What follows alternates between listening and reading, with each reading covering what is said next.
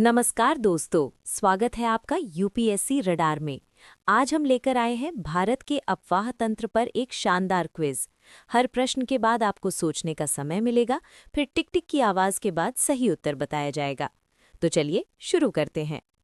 प्रश्न 1। श्योक नदी जो कराकोरम क्षेत्र में बहती है, उसके बारे में इनमें से कौन सा कथन सही है? ए, ये झेलम की प्रमुख सहायक नदी है।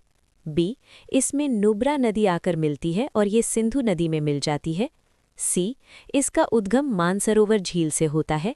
डी, ये सीधे अरब सागर में गिरती है।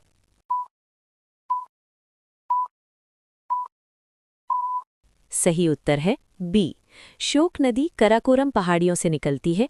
डिस्कुट के पास इसमें नुब्रा नदी मिलती है और आगे चलकर ये सिंधु नदी में मिल जाती है। प्रश्न 2। लद्दाख क्षेत्र की उस झील की पहचान करें जिसका पानी खारा है और जो भारत और चीन दोनों में फैली हुई है। ए, वुलर झील। बी, डल झील। सी, पेंगोंग सो। डी, सांभर झील। सही उत्तर है सी, पेंगोंग सो। ये झील आंशिक रूप से भारत और आंशिक रूप से चीन में स्थित है। इसका पानी खारा होता है और ये लगभग 128 किलोमीटर लंबी है। प्रश्न 3। ब्रह्मपुत्र नदी का नाम तिब्बत से भारत में प्रवेश करते समय किस क्रम में बदलता है? ए, सांगपो दिहांग ब्रह्मपुत्र। बी, सांगपो लोहित ब्रह्मपुत्र। सी, यारलुंग सियांग मेघना।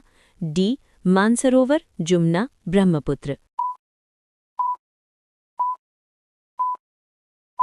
सही उत्तर है ए। तिब्बत में इसे सांगपो कहा जाता है। अरुणाचल प्रदेश में प्रवेश करने पर यह दिहांग कहलाती है और असम में आकर इसे ब्रह्मपुत्र कहा जाता है। प्रश्न 4।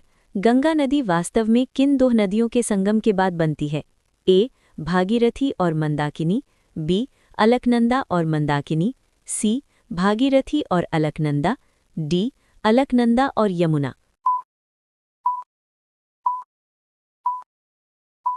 सही उत्तर है सी, भागीरथी और अलकनंदा। देवप्रयाग में इन दोनों नदियों के संगम के बाद संयुक्त धारा को गंगा कहा जाता है। प्रश्न 5। इनमें से कौन सी नदियां यमुना की प्रमुख सहायक नदियां हैं? A, Ghaghara Gandak Kosi. B, Chambal Sindh Betwa Ken. C, Son Punpun Damodar. D, Ramganga Gomti Tons. सही उत्तर है बी, चंबल सिंध बेतवा और केन प्रायद्वीपीय पठार से निकलकर यमुना में मिलती हैं।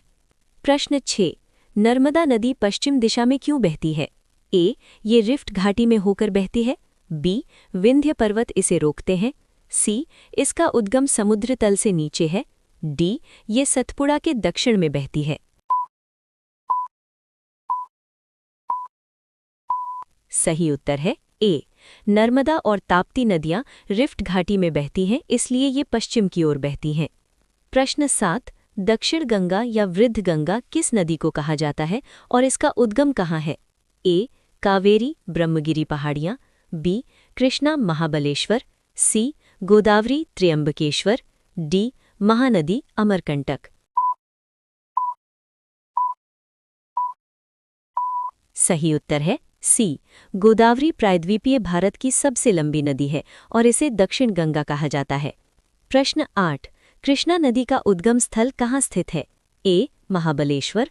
बी, मुल्ताई। सी, नासिक। डी, तालाकावेरी। सही उत्तर है ए, महाबलेश्वर। कृष्णा नदी महाराष्ट्र के महाबलेश्वर से निकलती है और तुंगभद्रा इसकी प्रमुख सहायक नदी है। प्रश्न 9। कावेरी नदी के संबंध में कौन सा तथ्य सही है?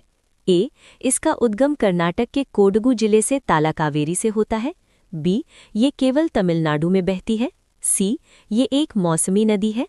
डी, ये अरब सागर में गिरती है।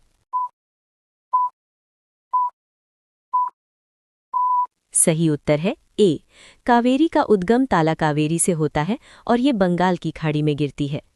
प्रश्न 10। कच्छ के रण के नमक के रेगिस्तान में बहने वाली प्रमुख नदी कौन सी है? ए, सरस्वती। बी, लूनी। सी, माही। डी, घग्घर। सही उत्तर है बी, लूनी। लूनी नदी राजस्थान से निकलकर कच्छ के रण में समाप्त हो जाती है। तो दोस्तों, ये था भारत के अपवाह तंत्र पर एक महत्वपूर्ण क्विज। अगर आपने 8 से ज़्यादा सवाल सही किए हैं तो आपकी तैयारी सही दिशा में है।